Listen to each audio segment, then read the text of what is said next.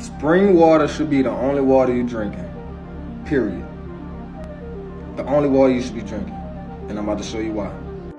It's Dr. Sebi approved. That's it. That's why. Go get you some natural spring water. You won't regret it. Nah, to be real though, of course, we know spring water comes directly from the earth. If you go out and buy purified water, you're basically buying poison, chemicals. That's all you're drinking. If it's not natural spring water that comes from the earth, then it's not water you should be drinking. First off, here's some facts from the internet where you all can go search up spring water's life cycle that gives it critical nutrients. Nutrients directly from the earth. It's good for your body, good for your skin. You see my skin is clear. That's mostly what I drink.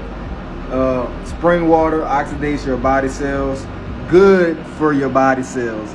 Good for your body cells. Balances your body's pH levels. Simple.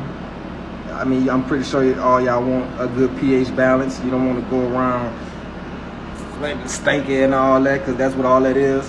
And it can cure addictions.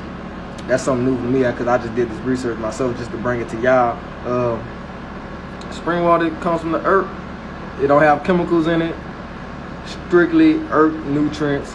Go get you some spring water. You won't regret it.